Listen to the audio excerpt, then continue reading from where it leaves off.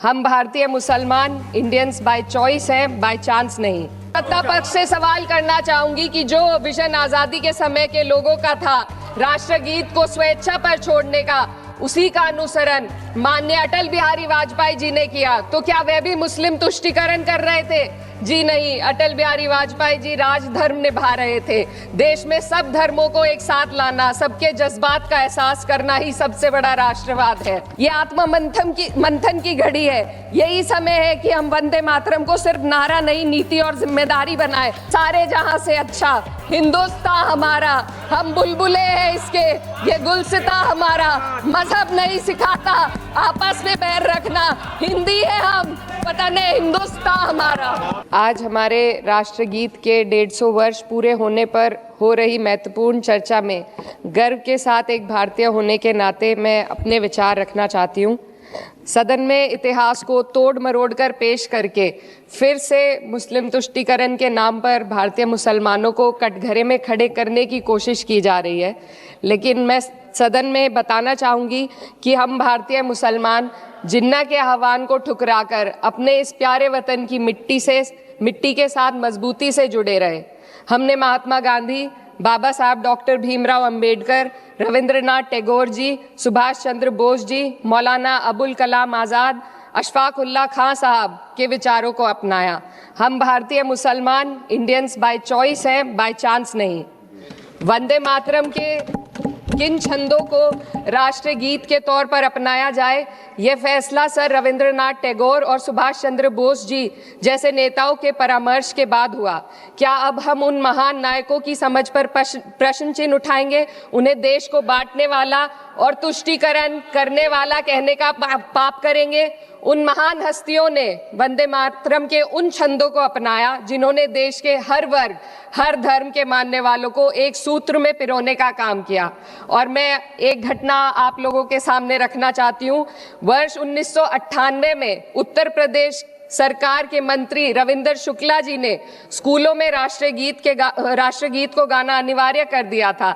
लेकिन तब के तत्कालीन प्रधानमंत्री अटल बिहारी वाजपेयी जी ने, जो उस समय लखनऊ के दौरे पर थे, उत्तर प्रदेश सरकार के इस फैसले पर नाराजगी जताई और यूपी सरकार ने राष्ट्रगीत को अनिवार्य करने वाले मंत्री को बर्खास्त कर दिया था। अब मैं सत्ता पक्ष से सवाल करना चाहूंगी।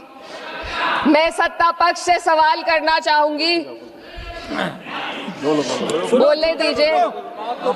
मैं सत्ता पक्ष से सवाल करना चाहूंगी कि जो विजन आजादी के समय के लोगों का था राष्ट्रगीत को स्वेच्छा पर छोड़ने का, उसी का अनुसरण माननीय अटल बिहारी वाजपेयी जी ने किया, तो क्या वह भी मुस्लिम तुष्टीकरण कर रहे थे?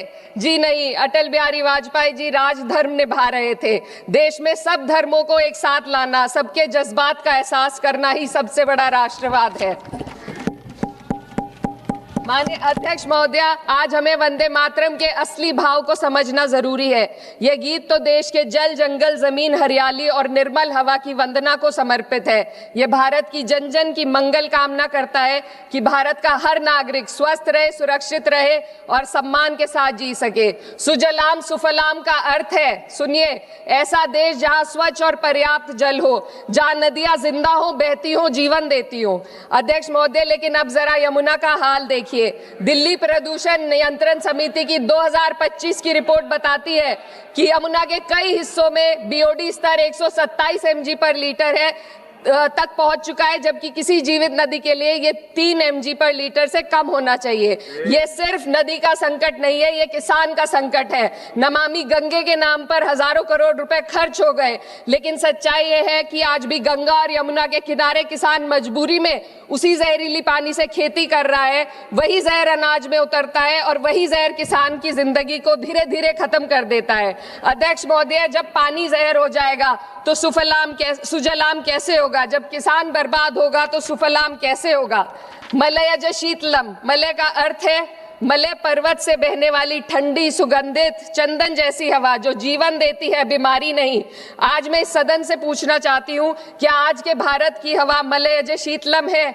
नहीं अध्यक्ष जी, बस संसद से बाहर कदम रखिए, एक गहरी सांस लीजिए। ये चंदन की महक नहीं, ये जहर है जो आपके हमारे फेफड़ों में उतर रहा है। दुनिया के 20 सबसे प्रदूषित शहरों में से 13 भारत में है। दिल्ली की हवा में सांस लेना मानो रोज 20 सिगरेट पीने जैसा हो। भारत हर साल सर्दियों में जहरीली हवा के प्रकोप में घिर जाता है। AQI गंभीर स्तर पर आ जाता है। ठंडी हवा का सपना अब gas chamber, ma'am 2 minutes, gas chamber की हकीकत बन चुका है। हम वो देश हैं जहां सरकार प्रकृति पर बने गीत का मान मर्दन तो करती है, पर उसी प्रकृति, जंगल, हवा, पेड़ को बचाने वाले कानूनों को धीरे धीरे खुद ही खत्म कर रही है। ये है आज के हमारे मलयज शीतलम की अफसोसजनक सच्चाई। अगर हम हवा को साफ नहीं कर पाए तो न सुजलाम बचेगा न सुफलाम बचेगा। माननीय अध्यक्ष महोदया, सस्य श्यामलम का अर्थ है ऐसा देश जहां उपजाऊ जमीन हो, जहां खेत फसल से भरे हो और किसान कर्ज और निराशा में न डूबा हो। आज किसान सिर्फ मौसम से नहीं लड़ रहा, वह प्रदूषण, नीतियों की बेरुखी और सिस्टम की नाइंसाफी से लड़ रहा है। एक तरफ कॉर्पोरेट के लोन माफ होते हैं, दूसरी तरफ किसान को उसकी वाजिब MSP भी नहीं मिल पाती है।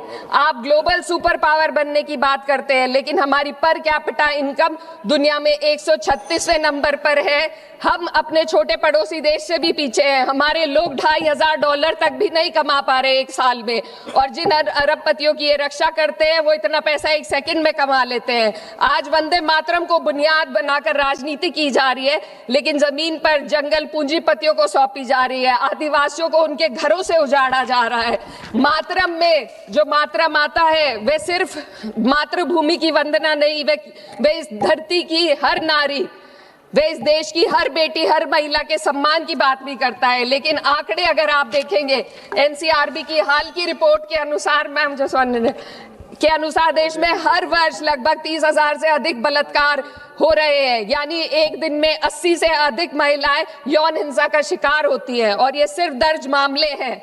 जब जम्मू कश्मीर की एक बच्ची हिंसक अत्याचार का शिकार होती है, जब सत्ता से जुड़े लोगों पर आरोप लगते हैं और कार्रवाई वर्षों लटक जाती है, जब उन्नाव की पीड़िता लखनऊ के दरबार में इंसाफ को लेकर अपनी जान देने पर आमादा होती है, जब बिल्किस बानो के अपराधियों का सरकार के लोग द्वारा स्वागत किया जाता है, तो ये घटनाएं वंदे मातरम की आत्मा पर चोट पहुंचाती है। मैं अध्यक्ष महोदया बस यही कहना चाहती हूँ अपनी बात को अंत में रखते हुए कि वंदे मातरम सिर्फ अतीत की ललकार नहीं, ये वर्तमान की जिम्मेदारी है। ये आत्म मंथन की घड़ी है। यही समय है कि हम वंदे मातरम को सिर्फ नारा नहीं, नीति और जिम्मेदारी बनाए। और अपने जज्बात को मैं आलमा इकबाल साहब के तराना हिंद के साथ इस सदन में रखना चाहती हूँ कि सारे जहां से अच्छा हिंदुस्तान हमारा, हम बुलबुले हैं इसके, ये गुलसिता हमारा, मजहब नहीं सिखाता आपस में बैर रखना, हिंदी है हम, पता नहीं हिंदुस्तान हमारा। अगर आप ये वीडियो YouTube पर देख रहे हैं तो हमारे चैनल को सब्सक्राइब कर बेल आइकन दबाएं, और Facebook पर देख रहे हैं तो हमारे पेज को लाइक करें।